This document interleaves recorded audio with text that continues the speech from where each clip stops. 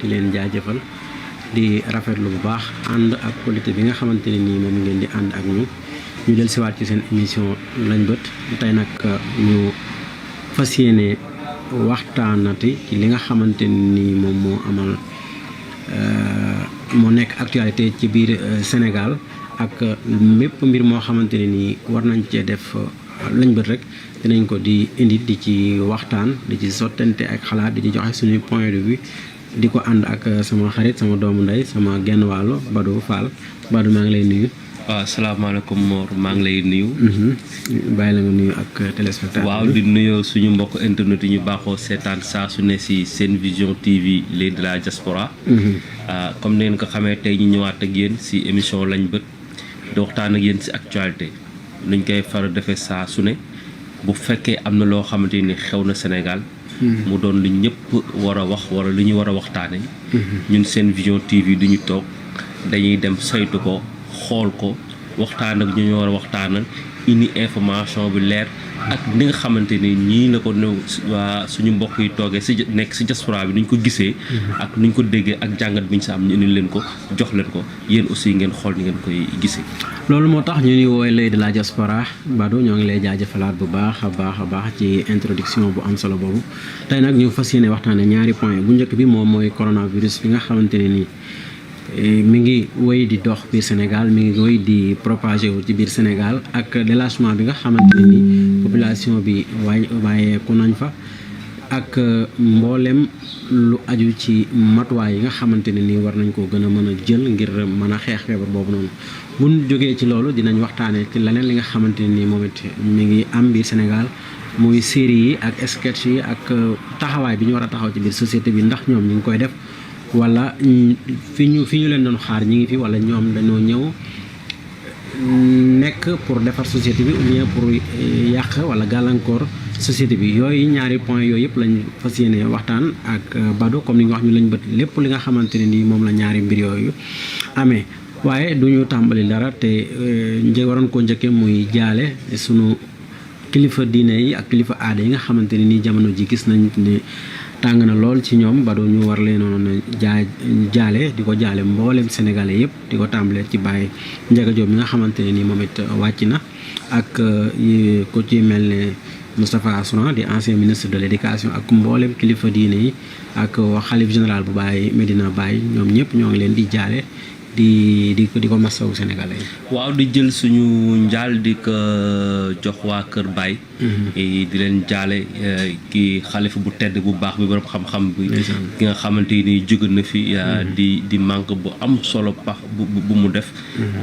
di jaale sama xarit Moubarak di jaale képp koo xamante ni. yaa ngi bokk si umma islamique di la jaale ndax ñëpp ko bokk. di jaale suñu mbokk Baye Fall yi di leen jaale ki nga xamante ni bibliothèque aussi di Baye Ndiaga nga xamante ni aussi boo ko dégloo man lu bëri jàng naa ko ci yoon bi te ndeysaan si moom laa ko xamee di ko jaal samay xarit samay mbokk ak di ko jaal sama xarit benn bakkan bi nga xamante ni mooy maam Cheikh di surtout maam Cheikh Ibrahima Fall maam Cheikh Khouti di ko jaal mu tiis boo xamante ni métti na trop dal suñu kaw aussi yàlla na leen yàlla war a lekk suñu ku tedd ki rasulullah sallallahu alayhi wa sallam jërëjëf ñoo ngi koy jaalee sunu jëwrin Kébé Ndiaye nekk fii ci Marbédia di Baye Fall bu dëggu te dëggal Kébé Badou maanaam Kébé alors ñu gis ne coronavirus mi ngi gën di màgg biir Sénégal te boo xool ci biir comportement yi nga xamante ne nii sénégalais yi ñu ngi koy doxee ak ni nga xam vitesse bi feebar bi doxee ak délâchement bi sénégalais yi doxee ban jàngat nga ci def. waaw xam nga yëf yi ku nekk rek war na si mën a taxaw def seetlu. ndaxte actuellement ni Sénégal mi ngi fay dem ak vitesse bu am solo te yaakaar naa ne sax dama naan sénégalais yi xamuñu li xew wala bëgguñu xam li xew. wala ndax tiit moo leen jàpp ba nanguwuñu gis dëgg bi. ndaxte boo gisee Sénégal ñun attanuñu coronavirus. te mi ngi dem. te waxoon naa ko su njëlbeen nee naa bu yeggee benn dimension yi duñu xam fu ñu jëm. ndaxte boo gisee nii mu def ni Europe def ko Amérique. dëkk yi am doole. nga dem fee Amérique du Sud gis nu mu leen def nga xam ni kon mbir mi franchement bu duggee biir Sénégal bu fa bu ñaanuñu yàlla nag mu yàgg dañoo ñaan yàlla mu taxaw waaye ak vitesse bii muy demee ak matuwaay nga xam ni Sénégal amul doole sax pour freiner pour kii coronavirus donc nit bu nekk nag aussi fii nit bu nekk dafa war a jug ne man maay freiner jàngoro bi waaw man maay jël sama matuwaay freiner jàngoro bi si lan mooy que am na li nga xam te ni su ma ko defee dina ko freiner mooy jël sama matuwaay samay max par exemple Sénégal war nañ toll foo xamante ni dañoo ne képp koo xamante ni mi ngi dugg si marché boo solu max waroo dem si marché képp koy dugg supermarché war a ngay dem fu mu mënti doon dañoo la war a wax ni boo solu max doo fa dem loolu yaakaar naa bu ñu ko defee dina mën a wàññi vitesse bu coronavirus bi di demee ndax dafa doy waar dafa am solo quoi dëgg la mu ngi dem te metti na trop mais maam xam nga coronavirus maanaam amul secret maanaam discipline collective moom mooy nekk li nga xamante ni moom moo ko mën a saafara ci fépp foo xamante ni dugg na fa boo gisee Europe ñu xaw ko maîtriser nii mais maîtriser wuñ ko totalement ndax gis nga ni ñu ko maîtriser en plein été gis nga fii ñu nekk ci Espagne gis nga fi ay yeneen dëkk yu mel ne Lérida dañ leen a commencé reconfiné waat ndax bañ mu propagé wu te loolu lépp maanaam seenub yar ak seen teggin moom moo tax ñu nanguwaat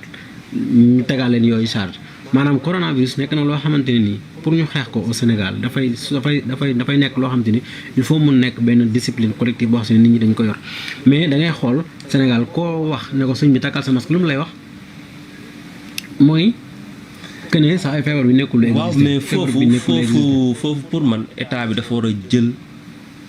affaire bi en charge si ban fànn mooy Europe dañ lay obligé nga takk masque bi par la force dañ la koy obligé waruñu teg la daan parce que maa ngi rappelé premier jour bu ñu ne c'est obligatoire pour masque yi fii ci dëkk bi boo seetee am na benn yoon si wetu booru géej gi noonu bu si ñëw sax policiers dañu fa taxaw di daan maanaam ku ñëw takk ko masque 100 euros la nee ngay rang bi nii lay demee ñu takkul masque yëpp rang bi 100 euros 100 euros 100 euros donc ça veut dire que ñooñu tey ji ñu ko gis dañuy daw takk masque claro Europe dañ lay duma bi mooy dañ lay tekk Sénégal système boobu dañ ko waroon jël wala sax am na lu ma doon waxtaan ak benn waaye ma ne man Sénégal pourquoi pas parce que tamit am na xam boo fa tolloo parce que gouvernement bi tey jii mi ngi doon def communication bi mais dafa war a changer système de communication jël communication choquante mooy lan mooy tey jii ñi nga taxaw di wax nombre de décès yi nombre de cas yi nombre de nangam mais aussi ñu xam ne boobu léegi nit yi yeewuñ si di ñoo war a changer beneen système mur lan muy publicité boo xamante nii parce que Europe tey jii boo seetee au début temps accident yi doon am bëri ak yooyu foofu bon dañ doon jël di wane ni nit yi wane boo demee boo tali bi da ngay accidenté wala def ni di wax ñu gis accident yi di gën a bëri mais bu été di ñëw nga gis publicité yi def dañuy gis benn oto wala ñu wane kenn jékki-jékki mbëkk benn oto ñu wane ko mu jug toog si ay roue si fauteuil roulant tànk yi bañ muy wax làmmiñ bi damm ñu wane ni kii peut-être da doon dawal mandi moo ko waral lii léegi image yooyu di dugg yooyu loolu da la xalaat loolu da ngay tax ne bu jotee tey boo nekkee si tali bi da nga xam bu baax nooy def wala boo seetee sax si cigarette yi léegi Europe ba ñu bëggee interdit cigarette yi def campagne dañoo jël léegi paquet cigarette bu nekk ñu def si wane si benn put bu dagg xool bu dagg wane si yooyu léegi pour yow boo jëlee cigarette bi nga xool dina la xaw a wàññi tuuti donc pour man communication choquante boobu Sénégal war na ko commencer. non man gisuma ci communication boobu noonu ndax corona moom kenn du ne communication bi jàllul maanaam yaroo sago moom moo si nekk mais fi mu toll nii coronavirus am na tey mi ngi dox biir Sénégal mais li ñu la wax mooy Sénégal coronavirus amu fi leen la wax voilà c'est ça léegi nag xam nga problème mooy xam nga la ñu bëri ñu ngi am coronavirus wala ñu ngi am beneen feebar nu ngootuñu hôpital ndax lan bu ñu demee dañ may téye ndax dañ naan dama am voilà donc contexte boobu nag donc comme yow ñu ngi lay wax amul nga ne ndànga mais nañ la wan image bi nga xamante ni yow peut-être que yow dina la choquer chaque fois boo parce que l'image parle xam nga nit moo warta toll jamono jiin toll ci jamono jiin toll nii ñuy waxtaane nit moo warta ànd ak xelam sagoom di wax ne coronavirus existe non mais ba tey am na mais moo warut am waaw xam nga loolu ñàkk yar la ci doomu aadama bi xam nga nit mais de communication bu état bu war a def parce que état bi man gàcce ngaalaama état parce que bu dee sur le plan sanitaire waxuma ko sur le plan communication seen communication jàll na parce que mais avant muy agsi biir Sénégal coronavirus ñëpp xam nañ ne mi ngi ñëw. voilà dem na fépp dooru dugg Sénégal. voilà xam nga kon lu fa am lu nekk maanaam ñàkk discipline ndaxte li nga wax rek moom moo si nekk fekk coronavirus dafa nekk loo xamante ne nii nit ki mooy jàpp ne moom mooy état kenn ku ne yow yaa jàpp ne yow yaa sa état bopp ci coronavirus. loolu rek moo ko mën a daan tubaab yi gis nga leen fii léegi li nga wax noonu am na mais gis nga kenn du dox. waaw xam nga tey ji première chose bi mooy li nga wax nit ki dafa war a conscient que ni lii am na. ma war a aar sa bopp aar keneen. léegi man mi nga xamante ni nag man maay état bii fi ëppee doole maay sonn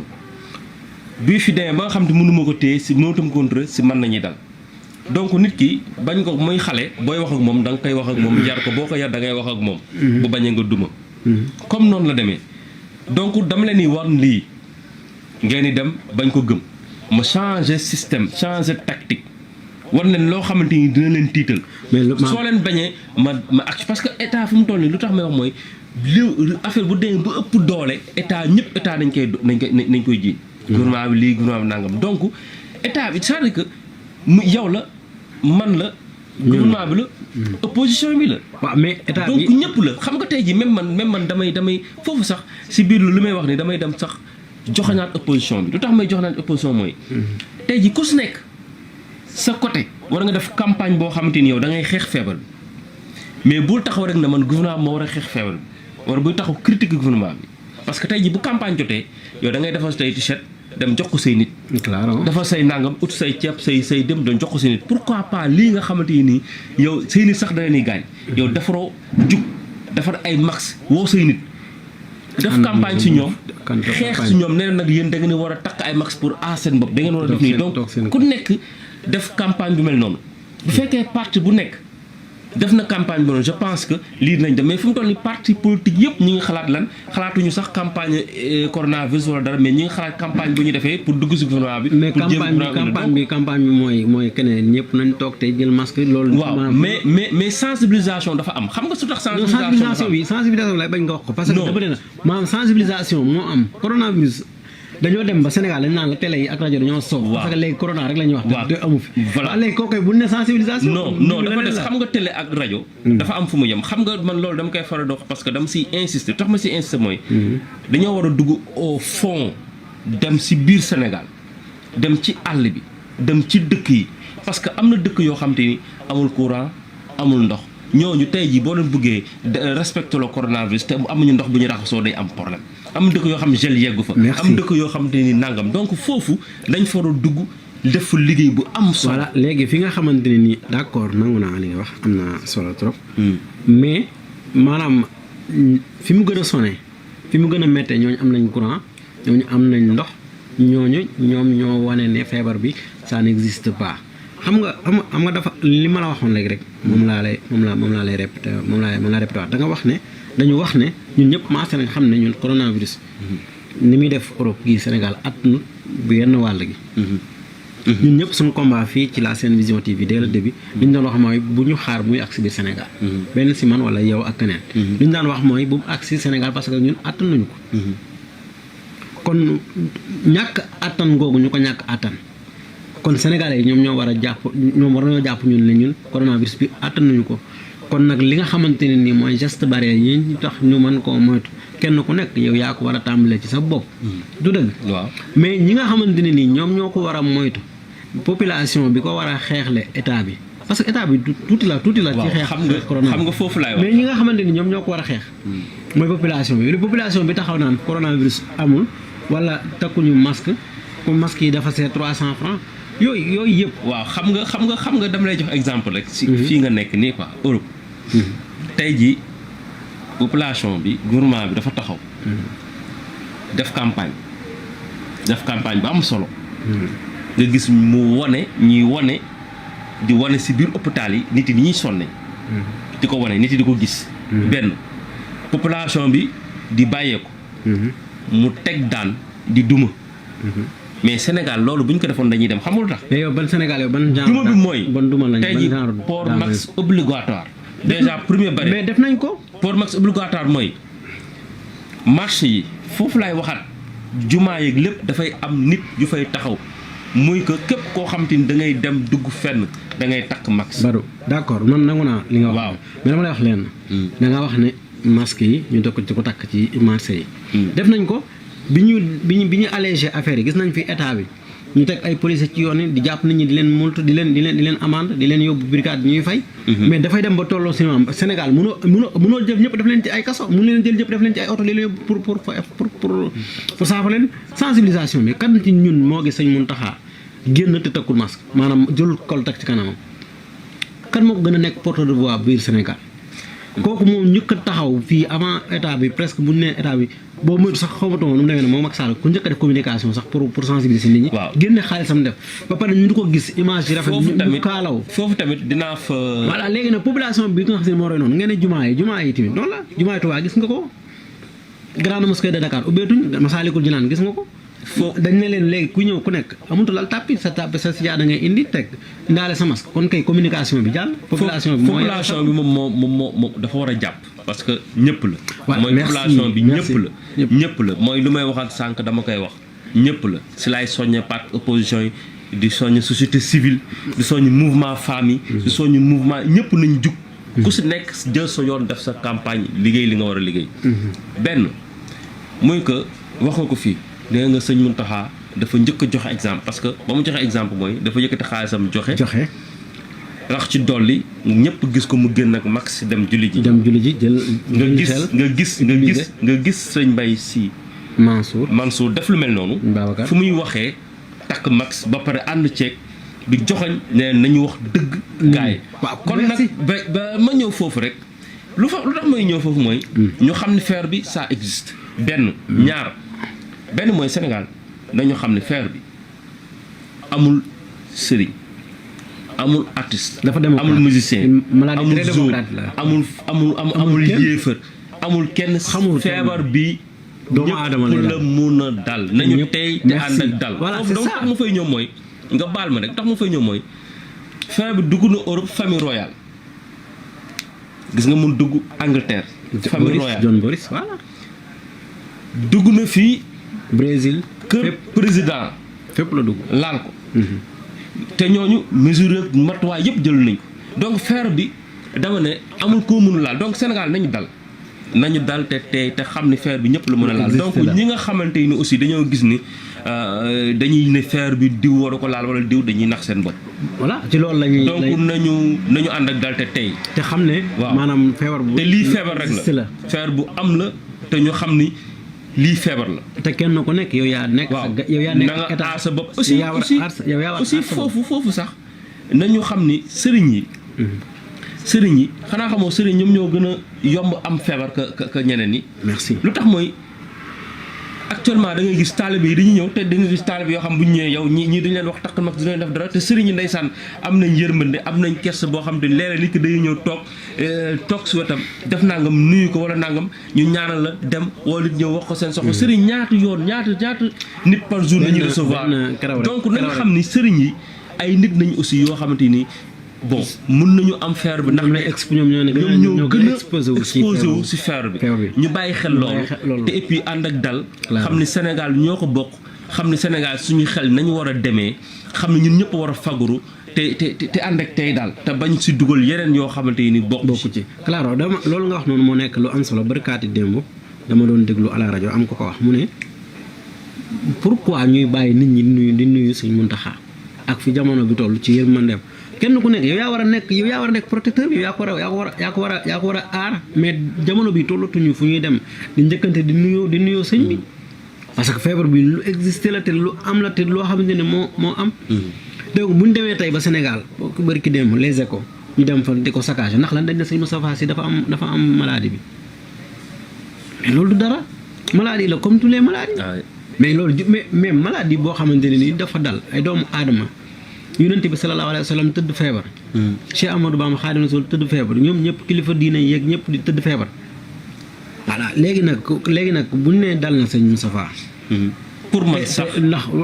mais lan moo si nekk loo xam ne. pour man sax loolu aussi war na jar ñu dañ ko war a fësal ndax yeneen nit yi aussi xam ni lii existe na am na dal na nit nañu xam aussi que mun nañu dal comme te dal na ba dal personne morale bu pel nii ñun kon ñun war nañu mën a dal kon ñun war nañu mën a gën a mën a defaru war nañu gën a mën a fagaru donc loolu lu am solo jërëjëf loolu moo nekkoon première partie de l'émission lañ ba tey ñuy wax mboolem sénégalais yi yëpp rek ñu bàyyiwaat xel bu baax ci ne feebar bi lu existé la te lu nekk Sénégal la te lu nekk fépp ci àdduna bi la kon nag lenn rek moom moo ci mën a musal nit ñi mooy kenn ku nekk jàpp ne yow yaay sa état bopp yow yaay sa docteur bopp ndaxte coronavirus du lu ñuy faj lenn loo xamante ne nii ak moytu rek kenn ku nekk jàpp loolu moom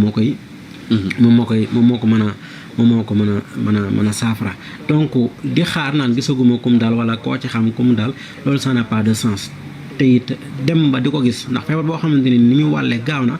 wax dëgg yàlla dem ba jàkkaarloog moom door koo gëm je crois que ne c'est inutile te it amul solo donc kon ñu gën a bàyyiwaat xel ci les mesures de barrière di utiliser gel alcoolique di ko man ñi nga xamante ni mënuñu ko fu ñu demee di raxasu bu ñuy génn ci biir mbooloo yi tamit ñuy takk masque te respecter distanciation bi mooy 1 mètre wala 1 mètre 50 voire 2 mètres ngir musal suñu bopp ak musal bépp doomu aadama boo xamante ne nii mi ngi ci sunu wet donc kon ci kaw loolu la ñuy daal di dugal générique après ñu dellusiwaat ci sunu deuxième partie de l'émission.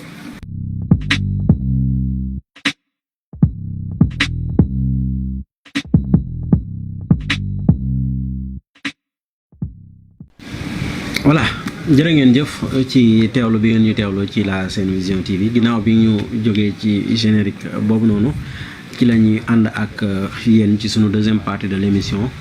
ñu war cee waxtaane li nga xamante ne ni moom moo xew ci Sénégal ak séries yi nga xamante ne ni ñoo ngi ñu koy proposé nekk ay séries yoo xamante ne ni bari na coow trop ñii ne li nga xamante ni moo am ci société bi moom la ñuy wan ñii ne nekku ne lii nekk ci biir société bi la ñuy wan ñii ne aussi bu fekkente ne lu nekk ci biir société bi tamit war nañ koo mën a wane ci neneen noo xamante ne bokkul ak ni ñu koy tegal nii. Badou yow sa njàngat bu njëkk ci série yi nga xamante ne ni moom mooy am ci télé yi ak sketch yi ban jàngat nga ci def. waaw jërëjëf ba tey ci ànd bi ngeen continuer ànd ak waa Sen Vision TV. léegi de la diaspora man dama naan au début Sénégal dafa amoon ay jamono ñu doon def ay télénovelas moo fa bëri woon nit yi di dem ba naan télénovelas yi dafa bëri ay fóonante dafa am nangam dafa am bokk suñu réalité. claro. et puis c'était vrai parce que thème yi ñu doon aborder yëpp bokkul woon ak la réalité africaine sax laay wax daal. bon mu dem ba ci biir mu am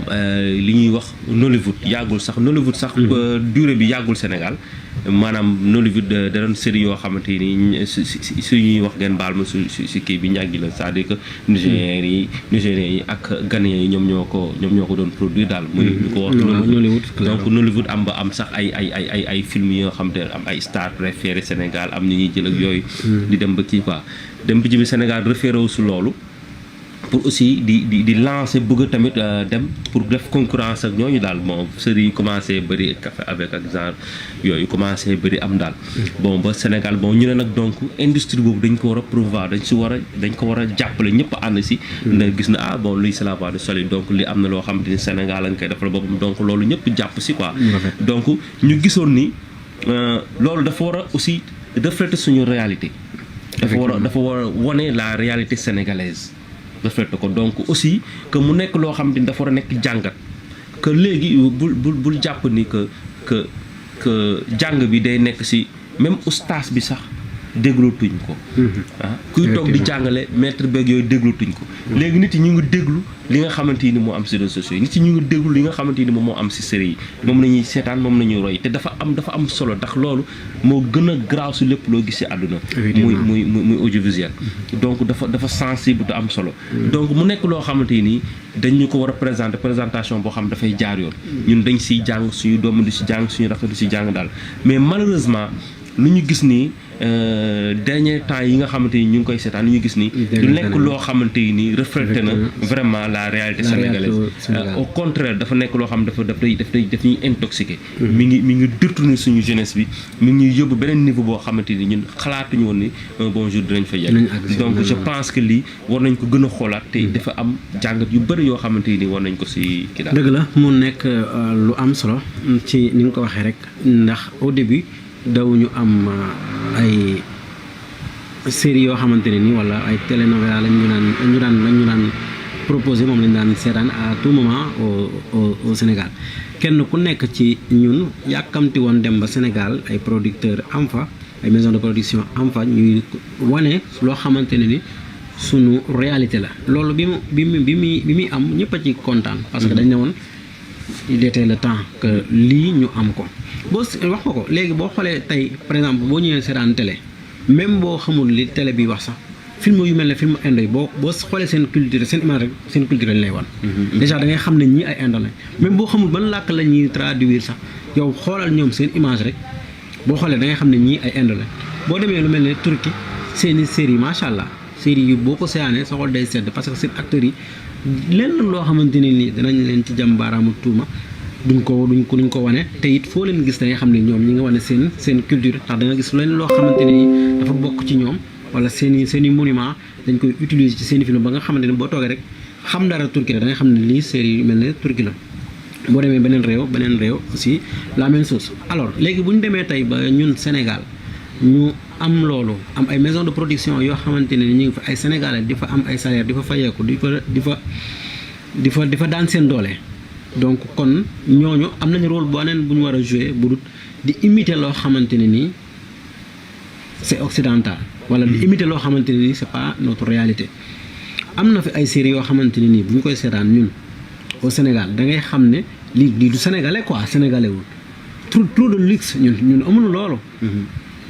booy am na série yoo xamante ne am na ay série yoo xamante ne boo ko seetaan da ngay xam ne lii c'est Sénégal ci doxin bi ci waxin bi ak seen i jumtukaay ak lépp da ngay xam ne lii c'est Sénégal mais da ngay gis loo xam ne ni boo ko seetaan yow da nga naan lii ban Sénégal la lu dul làkk wolof bi rek da nga naan lii du Sénégal parce que c'est pas la réalité. oui c'est parce que clairement bon loolu bu ñu nit yi demee ba ne am na ñuy nekk ci ginnaaw da nga koy gëm parce que dafa am loo xamante ni bon su lu mujj li sax laay tàmbale mooy am na série bu mujj bu fu mujjee génn di daw actuellement nit yi di ko wax mu doon scandale bu grave am na ñu ko jiitu dinaa si ñëw mais bii dafa am lu ma marqué man dama naan ndax sénégalais yi gis nañ wala dañuy dañuy nelaw ba léegi wala qu'est-ce qui se passe lu tax mooy Wally Seck dafa taxaw place de l'Obélisque ba mu taxawee sol drapeau gay LBTG lesbienne travesti bisexuel sol drapeau bi taxaw su kaw seen woy ba mu taxee woy le lendemain ñëpp jot si média bi ñëpp commencé wax ne Wally Seck boobu ba mu koy woy amul kenn interrompu ko Wally Seck def na concert ba mu jeex ba le lendemain di topp si naan Wally ba mu toog ba jour boobu sax joxoñ na ni moom bu kenn jaas moom pour def promotion góor jigéen ndax ba muy sol ci xamul woon sax ce qui se passe ak yooyu daal bon lu ci yaa beaucoup de dire am na ci daal bon dëgg la claro mais drapeau boobu tey ñu yëkkatiwaat si anam bu gën a garaaw anam bu gën a ñaaw boo seetee infidèle première série infidèle épisode 1 yaa ngi gis benn femme bu ñuy wax Mame Diarra mi ngi muuru tudd Mame Diarra muuru toog yor drapeau gay yi góor jigéen yeeg yooyu yëkkati ko ci kaw branlé ko ci kaw Sénégal ñëpp gis ko ne nem te loolu image bi man bon xam naa ne ñi nga xamante ni ñoom ñooy def série bi ñoom ëpp xam-xam ci image xam nañ image yooyu wax ak yooyu parce que ñoo luñ jàng nañ ko donc war nañ xam ni lii am na lu muy tekki donc tudd Mame Diarra di donc représenter benn kii bu doy waar ci benn tarixa bu doy waar xam nga taxaw yëkkati drapeau boobu parce que mi ngi toog ci livre am bi yaa ngi gis drapeau góor jigéen yi mi ngi ko yor ci livre bi copinam yaa ngi wax ak ñoom du ko jéem a génnee ci yoon bu baax bi gën na defaru xëccaat livre bi donc gën ko wone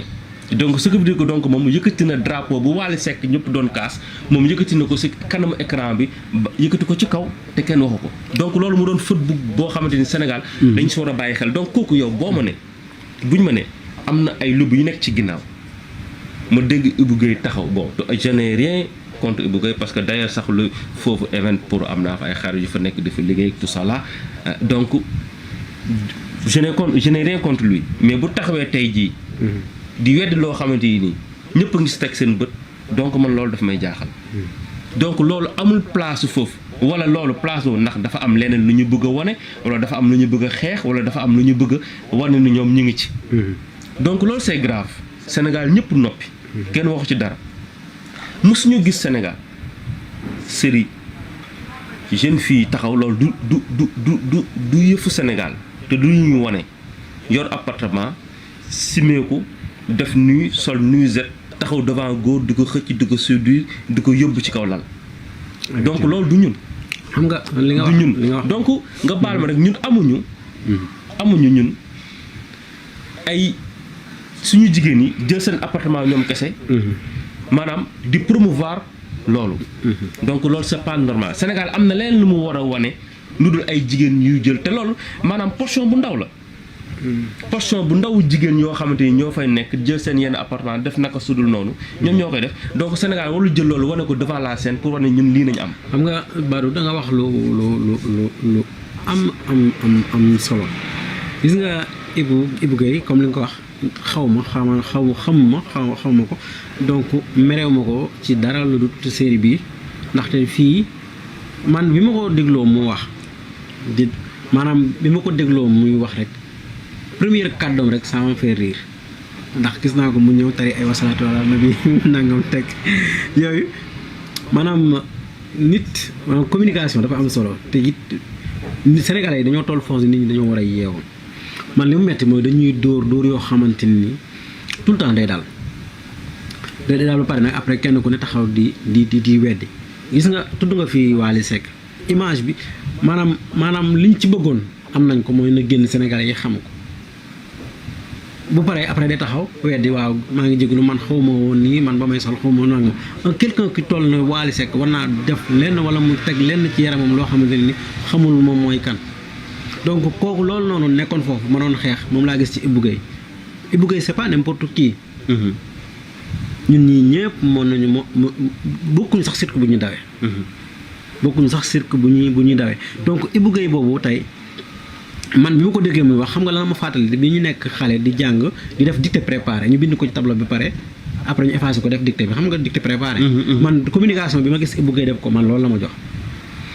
mooy que ne def na li muy def ba pare toog di weddi wax na ne dafa am benn oustaz boo xamante ni daf ko mere parce que daf ne ko yow doo jullit Ibou Guèye li mu ñu wax moom moo raw doo jullit moom nee na waa ji lu tax waa ji naan ko doo jullit ndax loolu moom moo ko meral mais Ibou Guèye moom li mu ñu wax moo raw xam nga lan moo tax lan la ñu wax maanaam ci li ma ko njëkk a tontoo rek ci côté boobu mooy nit ki doomu aadama nga def jullit yow waroo def loo xamante ni nit dana taxaw sax man laa may màqal naa la yow doo jullit moom jullit da nga war a def loo xamante ni day jullite mais le fait que ngay def dara ba kilifa diina jóg naan la yow doo jullit rek war ngaa xoolaat sa bopp yow déjà Ibou Guèye lim ñu def ñun ñëpp mooy lan nee na infidèle mooy réalité sénégalais moom réalité bi nekk Sénégal la ñuy wane kon loolu moom raw saaga ndaxte ñun nekkuñu lii la ñuy dund. non xam nga baal ma parce que bu fekkee infidèle. bu fekkee dafa ne mooy réalité Sénégal kon Sénégal. ah ñoom loolu la ñu wax ne parce que tey loolu la ñu reflété ci seen infidèle boo seetaanee série infidèle rek nga xam ni dañoo wane jigéen ñi ñoo infidèle góor ñi ñoo fidèle. parce que infidèle dafay wax ni jigéen ñi nga xamante ni dañoo am jëkkër di dem di mooy seen jëkkër ak jigéen ñi nga xamante ni dañuy dem di séduire ay góor ak jigéen ñi nga xamante ni dañuy wane ni taxaw carrément ni man vierge ma tëdd naa damay nax kii te Sénégal au début rus nañ sax jigéen waroon na rus sax taxaw ne man vierge ma wala yooyu donc ce qui veut dire que jigéen léegi dañ ko bëgg a gëmloo ni léegi virginité jigéen du dara donc yow loolu nga jël ko sànni ko ci biti moo nga kii ko sa amatul sens donc Sénégal donc boo seetee série boobu loolu lay wax day war ni infidélité jigéen ñi ak fidélité góor donc ce qui veut dire que jigéen ñi jaratuñu dara ci kaw góor ñi donc ak jigéen nu mu amee valeur ak l'islam nu mu joxee jigéen valeur donc yow nga bëgg a jël nag l'islam loolu mu jox valeur boobu mu jox jigéen nga dindi ko ci kaw jigéen donc yow bëgg nga taxaw ci kaw l'islam nee ko nag valeur bi nga joxoon ci kaw jigéen dama koy dindi xam ni jigéen amul valeur te ñun loolu du ci parce que Sénégal boo duggee mais këru diine yi mag yaa ngi fa réalité Sénégal di nga jigéen yoo xam ne dañuy toog jàng ba ne ar taxaw jigéen yoo xam dañuy sàmm seen cër mais lii ñu ngi ko doon xam lii fan nañ ko doon gis lii ci mannequinat jigéen ñi nga xam ne ñu ngi doon dugg ci mannequinat ñoo doon ñëw di jaay seen bopp wala di wanewu wala di joxe seen bopp pour bëgg a yëg ci kaw scène pour bëgg a yëg ci kaw podium man yàlla mayoon na ma côtoyé ndem ci yàlla ci di ko ñaanal yàlla na ko yaara réew muy Moïse Ambroise Gomis nekk naa ci doon bureau dem naa waxtaan moom ma njëkk a yóbbu antenne midi première moo taxaw waxtaan fa doon def ay kii ak temps yi ma doon def élection Miss 2000 temps yi ma ko doon organisé ak sama benn xarit Ousmane Ndaw 3A bi États-Unis ba à part Khalil Gueye bu ma doon wooyee comme exemple Moïse Ambroise Gomis moom moom njëkk a yóbbu télé ma doon côtoyé naa tamit Miti Sakana dem naa fa ak sama xarit DJ Amish présenté défilé de mode ak yooyu donc ce qui veut dire que xamoon naa milieu bi jigéen ñi nga xamante ni dañu doon bëgg wane wu am na journal yi nga xamante ni dafa doon am journal yi nga xam dañu wane ay jigéen ñuy solo ñuy yooyu jamono jooju jafe woon na am na jigéen yoo xam dañu doon sax jarale leen sax ñu joxe seen bopp pour mun a feeñ ci journal rek pour mun a fës léegi nag tey loolu la moo ko remplacé muy série yi jigéen yi nga xam te ni bëgg nañ fës loolu ñu joué bëgg nañ feeñ bëgg nañ wane ci télé bi bëgg nañ def nangam loolu joué duñu xam sax exactement ce qui se passe duñu xam sax la réalité parce que jàngaluñ leen sax tey ji yow seen nan nañuy yéega ci kaw seen wala dara xamuñu ko comme loolu mooy li nga wax noonu ci la fan yële passé gis nañ ko mel ne benn actrice bu cinéma Sénégal muy dikkoon wax ko ne sunu milieu bi léegi dafa rax moom bi ñu demee ba mannequin yi commencé di jouer rôle boo xamante ne nii suñu rôle la léegi ci lañ gisee commencé gis yu mel noonu ci xeet yu mel noonu mais man dama gis ne maam mannequin bi sax moom moo wërta nangu sax nekk porteur boo xamante ne nii dañ naan ñoom ñoo def lu bon loolu nit sénégalais bu am lu muy bañ authentique war naa mën a daw ci yenn yi buñ ko koy joué la mu bañ ndax bërkit démb rek maa ngi seetaan sur YouTube xalaat yi bi ma gis Dembi Fall di wax ne man dem naa bañ proposé ma 45 millions benn mallette bu 45 millions jox ma pour ma jouer 15 minutes de promo maa mu wane ne moom dignité moom moo gënal lool Ibra Italie wax na ne man xaalis bi ma proposé mënuma koo tudd ci bari gi pour lan uniquement ma ñëw sama jabar jiite ma julli maa ma wane image boobu noonu waa léegi ana maladie yooyu noonu ñi ko indi woon ay sénégalais la ñoom ñaar ñëpp bokkuñu fu ñu ko defee bokkuñu leen ku leen ko def te ñooñu maladie yooyu ay sénégalais leen ko doon maladie yooyu mi ngi ci maison de production yi léegi. non c'est-à-dire que. donc kon ça veut dire que ne lii ñuy proposé naan alors la réalité Sénégal non lii du réalité xam nga réalité Sénégal mooy lan la lii du réalité sénégalaise parce que il faut que ñu wax les mots il faut que ñu wax ko il faut que ñu wax ñu oser am fitu dem droit au but wax mbir mi. mbir mi mooy lan gis nga au temps Sénégal dafa am ñoo xamante ni man dama ko wax man Dakar am na nit yoo xam ne daan jóge peut-être ci ay portions parce que boo seetee sax région de Thiès am mannequin yu bëri fa lañ jóge woon fa lañ dëkk dañ doon ñëw Dakar jël ay appartement bokk li ma wax dama ko xam parce que dama nekk ci milieu bi nekkoon xam ay copains yoo xam te ni ñu ngi ci milieu bi ba léegi di ci dund dem jël ay appartement bu ñu jëlee appartement di dem di def tour mannequinat di def lu nekk di woo ay nit ak leen tey jii ñooñu ñoom ñoo tourné wu autour ci série yeeg yooyu daal donc ce qui veut dire il faut ñu wax lu am ñoom ñooy ñëw jël seen appartement bon voilà 2 filles wala 3 filles jeunes filles bokk seen appartement jël appartement 300 000 200 000 wala ñu ne maa ngi dëkk ci banlieue bi bu jëkk ci fu ma dëkk mënuma dama bëgg di def ay casting mënuma soxla il faut ma ñëw Dakar jël seen li lu woo ay nit ñuy fay ay affaires quoi donc loolu portion kii boobu nga xamante ni du sax dëgg ñooñu teguñu lenn ñoo xamante ni dañ leen war a arrêté ñooñu ñoom ñoo ñëw occupé téléfilm yi donc ñooñu pour jaar seen kaw am nañu bëgg dafa yomb te puis dafa am lu xew gis nga bu fekkee dëkk da nga fa bëgg a imposer sa philosophie da ngay jaar sa jeunesse bi. am noonu la jaar xam nga sëñ Sam mos da wax ni esclavage bi léegi mi ngi fi te esclavage bu gën a garaaw moo fi am mooy tubaab bi daf ñuy nos si benn fil buum boo xam daf ñu koy xëcc suñu bakk duñu diri duñ ci mën dara te fil boobu kenn du ko gis dafay invisible mooy lan mooy audiovisuel bi te loolu tey jii jot na maanaam boo seetee Europe ñoom fu ñu jaar gis nga dañ bañ ne ko ba si dessin animé yi dañ ko commencé di def di wane drapeau gay yeeg ak affaire yi di ko gëmloo xale yi jigéen ak jigéen mën nañ ànd góor mën nañ ànd dem di ko dugal léegi série di ko dugal si publicité yi di ko léegi nag lu foofu nañ jaar pour mun a moom dëkk bi léegi nag système boobu nag nañ ñëw indi ko biir Sénégal léegi nag fan nañ mën a jaar mooy si série nañ mën a jaar donc bu ñu jaaree série dañu lay gëmloo loo xamante ni yow tey yow muy jeunesse bi jeune bi da ngay am envie dem toog seetaan série bi ne série bu commencé na xaaral ma dem léegi parce que lu tax mooy lu sensuel li nga fay gis yaa ngi gis loo xamante ni benn waaye peut-être entraîneur ba jantal taxaw mi ngi taxaw li koy jigéen baa ngi koy gis moo ngi def naa nga mi ngi abordé yaa ngi gis benn jeune fille mi ngi ñu ngi ko maquillé defar ko ba mu jekk mi ngi taxaw sol lu sexy di séduire donc man mi góor maa ngi xool di donc ce qui veut dire que loolu noonu ngay gis noonu te loolu la réalité loolu moo lay amener pour nga seetaan léegi nag ñoo ñu jaar foofu pour mën a véhiculer seen information donc millions yi ñu indi foofu nañ koy jaarale tey donc il faut arrêter parce que tey ji boo demee ba Sénégal la maîtresse boo ko seetaanee yaa ngi gis koo xamante nii mi ngi dem jël appartement am dem di tëdd koo xamante ni am na jëkkër te du jëkkëram ñu ngi tëdd aisément mi ngi toog ne maamam sama lii ku ma neex laa koy jox seen raa waxul kenn waxul donc ñu gis ni loolu léegi jeune fille bu ko gis daan lii donc lii c'est la réalité lii mën na am mën naa jël sama appartement dem ci dërëb ko ma neex amul problème li succès la moo Badou da nga wax lu am solo maanaam sénégalais dañoo war a yeewu xam nga maanaam li am xam nga maîtresse d'un homme marié lu bees la yàggul Sénégal par rapport ak yeneen yi boo koy xool ay daaray Kocc wala ay troupe Libidor wala lu mel ne jànqeen bu Thiès wala lu mel ne Soleil Levant yooyu ñoo leen gën a yàgg foofu mais lan moo tax ñu jël Marème Dial ak Jalika yóbbu leen ci télé français yi ñu toog suñu journal di wax kon am na ça veut dire que ne lu ne seen ginnaaw il faut qu'on se dise la vérité lan lañ ñu def ci Sénégal lu war a mérité ñoom ñu jël leen exporté leen yóbbu leen ci télé tubaab bi ñoom ñu toog di décortiquer seen série bi nga xamante ni moom la ñu bëri di ñaawal biir Sénégal ñoom lan lañ def lu extraordinaire par rapport ak yeneen troupe de théâtre yi nga xamante ne ni tudd naa leen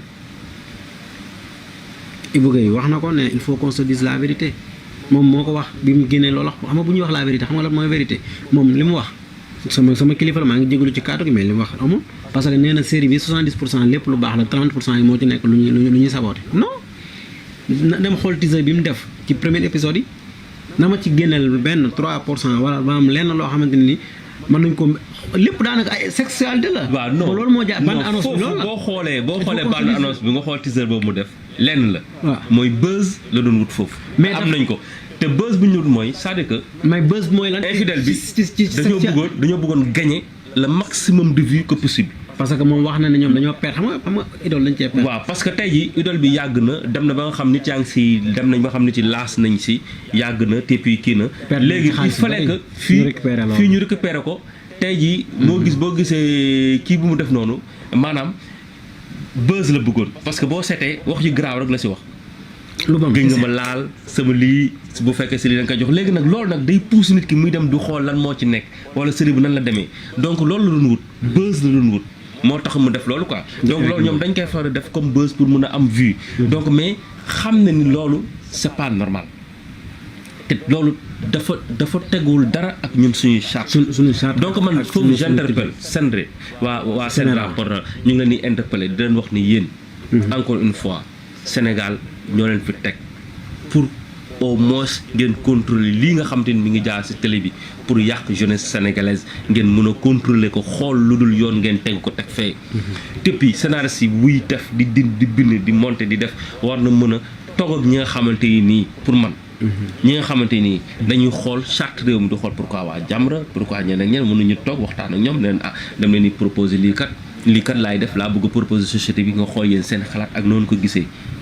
ñu xool ndax lii kat mun na daw wala lii mun na daw parce que am na ñoom image ñoo xamante ni comme façon communication moo xam bu ñu fa jaaree mun nañ atteindre ni ñu bëgg a atteindre. ma loolu lu am solo la maanaam man tout le temps dama bu may xool seen série yi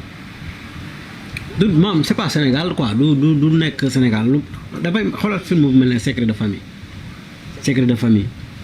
chance maam ni mu amee sens te am solo maam loolu da nga ko nga xam ne lii c'est Sénégal mais compareel ñaari film yi léegi kii ñi taxaw ne ñoom société Sénégal la ñuy wane parce que Sénégal lii moo fi am nangam ak comme ça seen terme yoo xamante ne nii nangam même bu doon loolu moom Sénégal li bu koy wax na ne maanaam mais audiovisuel dafa am solo ci société dafa nekk loo xamante ni dafa war a participer ci éducation bi donc moom bu waxee loolu ba pare tey mu ñëw ak li mu indi nii nit ñi duñ ko mën a baal ñun xam nga lañ war a jàngale suñu culture ñun duñ kenn du ñun parce que dañoo am lu ñenn amul ñun dañoo am loo xamante ne nii bu jóge bu ne maanaam buñ ko mënee wax dañ naan buñ nee après Makka Sénégal lañ ciy teg ndax dañoo am ay lu kenn amul kon waruñoo nekk di imiter kenn ci lu bon ñun même bu société bi dafa bonoon ñoom seen combat mooy delloosiwaat société bi ci lan pourquoi ñu def ay séries yoo xamante ne dañ ko tuddee Ndata Yàlla pourquoi ñu def ay séries yoo xamante ne ni dañ koy tuddee Aline Sitoé Diatta jàngalewaat suñu mag ñi jàngalewaat nangam xool tey da ngay xool ci YouTube bi nga gis asratu yonente yëpp ñu indil leen seeni série Moussa ñu indil la Seydina Mohamed indil la saaba yi seeni série mais pourquoi loolu mënuñu ko def ci suñu kilifa yenn mooy li mu wax rek il faut dire la vérité. voilà c'est-à-dire que réalité série yi du réalité Sénégal claro ñëpp gis nañ ni série bi ñuy wax réewu leen day def promotion góor jigéen ñi ñëpp gis nañ ko xam nañ ko il faut arrêter série bi mujj bii di infidèle ñëpp gis nañ ni ñu yëkkati drapeau gay yi drapeau lesbienne yi drapeau góor jigéen yi bisexuel yi wane ko ci kaw taalal ko ci kaw donc di suufeel diine l'islam parce que ku ko wane kooku dafa tudd Mame Diarra yëkkati drapeau bi ci kaw ñëpp gis nga donc il faut arrêter ñoo xam ne lii di réalité Sénégal donc dañu bàyyi jigéen ñi bi nga xamante ni dafa jóge fële jël appartement am dem di wër di cago di dëkk ku ko neex ñu ne lii réalité Sénégal il faut arrêter donc kooku du réalité sénégalaise donc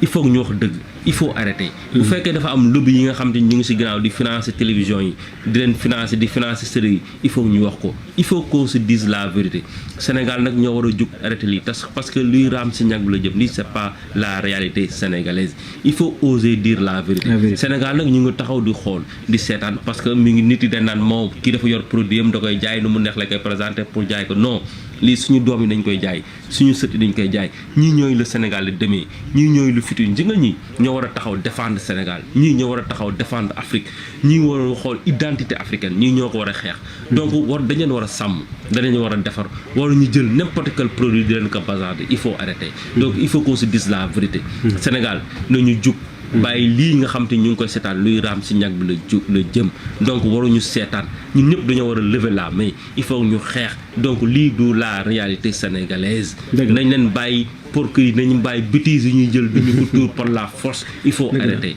dëgg la mu nekk lu am solo ci kàddu gi di wax ne lu feeñ ci xol lu fees ci xol feeñ ci bët loolu rek nga fi nekk di wax ndax bépp sénégalais bu xam dara wala nga bëgg dara boo commencé gis li nga commencé gis série yi ak yenn acteurs yi nga xamante ni ñoom ñoo koy def sa xol mënul neex ndax ñi nga xamante ni maam série léegi yi dañ koy seetaan mais sa xol du féex même sketch yi la même chose même série yi ñu def ci Korité Tabaski bi sa xol du neex parce que li nga ciy gis du bokkul ak li nga xamante ni moom lañ war a gis ñun li ñu war a gis mooy série yu mel ne secret de famille. mais la preuve nekk ku def série. voilà ba pare looy def boo génnee ci benn série rek ibbi nga sa page Instagram commencé nga ci wane sa bopp commencé nga wane say ween wane sa bopp wane sa nangam. commencé def ci kii wut say. dëgg la mu nekk loo am solo te li ma ko waxee rek du c'est pas sénégalais. ndax li ci nekk rek mooy man sénégalais bi du ma nangu kenn di ma jaayloo sama ngor. wala kenn di ma jaayloo sama diine muy acteur muy producteur muy képp koo xamante ne yaa ngi yëngu ci audiovisuel war ngaa mën a sàmm sa digganteeg sa borom sàmm sa digganteeg sa diine sàmm sa digganteeg sa société ci li nga xamante ne moom mooy sa contribution ci li ci war. wax naa ko léegi sketch yi sax di am ci lu mel ne tabaski wala tamxarit wala korité benn damay xool lu mel ne père bu xar amoon na doom ci benn série théâtre yu bees yi. lu mu tuddati Raja. voilà Raja ñu terme yi mu doon waxee ak papaam loolu lu sénégalais papa lu tax nga réew. papa yow da ngaa nangam papa yow yaa ngi tëb xari loolu ban langage la loolu ban genre comédie la loolu du comédie c'est Sanekh bi muy joué médaille bi di génn pour la première fois Sanekh bi muy génnee di joué ay Mor Tojange. Sanekh bi muy génn di joué Obama léegi comparé leen Sanekh boobu ak Sanekh bi ñu commencé di gis léegi nii. Sanekh bu joué sketch ci tabaski bi di wax ay doomam ma tuuti ñaa ngi ko naan ko papa da ngay puubaak del def ndox ci douche beeg yooyu yoon genre comédie loolu mooy Sénégal. non loolu c'est pas. loolu ban genre comédie la. bu dee reetaan rek Sanekh bu njëkk la ñu dàqoon a reetaan loo. ñëpp dañ naan wax bi série bi commencé dañ doon wax naan enfin gis nañ Sanekh bi ñu namoon a gis mooy Sanekh bi doon reetaan loo nit ñi. ci ay termam ak ay waxinam yoo xamante ne day xoromu mais sans pour autant mu vexé wala mu wax benn baat bu ñaaw boo xamante ne nit ñi danañ ci mën a xeeb donc Sénégal dem nañ ba léegi ku bëgg a def comédie il faut nga wax lu salte wala nga wax lu ñaaw pour ñu mën a nangu ne yow mii kat voilà léegi yow mii kat comment dirais-je yow yaa def comédie. voilà mu nekk loo xamante ne nii lu mat a bàyyi xel la ci kenn ku nekk ci bay waaram ci biir. liggéey bi Ibou Guèye dégg naa ko muy wax ne maanaam lu mel ne YouTube mbedd la xale yi ñu ngi fay seetaan lu ne Netflix bi xale yaa ngi koy abonné di ci def seetaan lu ne mais loolu warut a tax yow sénégalais bi nga ne nga def lu la neex kenn ku nekk moom kilifa la dafa am rôle bu mu war a jouer dégg naa ko mu ne donc dinañ xoolaat yeneen termes yi nuñ ko waxee wala nuñ ko defee ba nga xamante ni nii dina wàññeeku. de grâce bu ko mënee def nañu ko defal moom dafa am lu ñu tàmmal loo xamante ni ci la ko sénégalais yëpp nawe muy lu mel ne série bu mel ne Idole nga xamante ni nii moo nekkoon film boo xam ne dafa reflété image yu Sénégal ak la fa doon ndaw lépp ci wàllum cohésion ci wàllum éthique ak déontologie mu wane ci yu am solo ñun foofu la ñuy xaar Ibou Guèye notre Ibou Guèye mais pas à ce que muy def comme genre yu mel nii série yi nga xamante ni day indi ay polémique non loolu du moom donc bu fekkee Badou am na loo ciy doole avant ñuy tëj émission bi ndax li ñu jagle doon ci temps jeex na. waaw di nuyu ñëpp di leen wax ne aussi ñu ibbi seen xel. tamit di xool di xalaat xam na aussi du lépp luñ la jël luñ la indi rek nga ne noonu la nga ne baax na quoi. donc am na foo xamante ni vraiment suñuy xel ak suñuy xalaat moo ñu siy dimbali daal. donc di nuyu mbokk yëpp yuy baaxoo seetaan si seen vision TV léegi de la diaspora di leen wax nii rek la heure boo xamante ni gis nañ actualité wala loo xamante ni war nañ si waxtaan ñu waxtaanee ko seet ni nga xamante ni moom la ko waa diaspora bi gisee aussi ñu joxe si seen xalaat donc di leen nuyu di leen jaajëfal ba benn waxtaan. jërë ngeen jëf mbokk yi xarit yi ñu naan seetaan ci la Sen Vision TV donc lii moo nekkoon émission Lañ Bët. tey nag ñu doon ci waxtaanee li jëm ci wàllum Covid 19 ak taxawaay bi nga xamante ni kenn ku nekk ci ñun war na ko mën a taxawee ngir participer ci combat bi nga xamante ni combat collectif la doon war a am ak ànd ak discipline boo xamante discipline collective mooy garab yi nga xamante ni moom mooy mën a saafara lii di coronavirus rawatina fële ci biir Sénégal. donc ci biñ jógee ci loolu waxtaan nañ ak lu mel ne série yi nga xamante ne ni moom lañ commencé gis ak li nga xamante ni lu mel ne infidèle wala karma wala émission bu mel ne réewu leen ci melokaan yoo xamante ne ni c'est pas nous donc ñu ci jégalu kenn koo xamante ne ni dégg nga ci loo xamante ne ni daf la déranger di nuyu bu baax sunu grand Ibou Guèye di ko wax ne ñun ay ndaw lañ yoo xamante ne ni ci say tànk rek la ñuy aw donc suñ sañoon doo jaar fenn foo xamante ne nii dinañ la fa mën a teg baaraamu tuuma wala benn wax boo xamante ne nii dina ñagas donc de grâce xoolaatal liggéey bi nga bàyyiwaat xel ci li nga xamante ne nii moom mooy suñu aada ak suñu cosaan ak suñuy orma bu ko defee liggéey bi dina am solo loolu ma wax ci Ibou moom laay wax ci bépp maison de production boo xamante ne nii moom moo nekk Sénégal képp koo xamante ne yaa ngi yëngu ci wàllu audiovisuel en tant que sur le plan technique ou bien nga nekk acteur de film wala acteur ci biir milieu audiovisuel donc yéen lañ boole yooyu kàddu yëpp donc mbokk yeeg xarit yi ñu doon seetaan foofu la ñuy ànd ak yéen taxaw ba beneen yoon incha allah.